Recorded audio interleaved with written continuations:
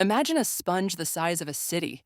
Wetlands, nature's quirky water absorbers, can soak up to 1.5 million gallons of floodwater per acre.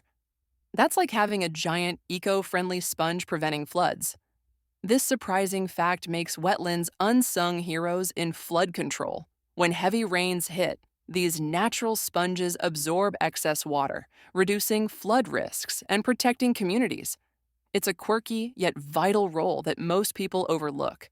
So, next time you see a marsh, think of it as nature's flood insurance. Hit the like button, subscribe, and leave a comment to support us.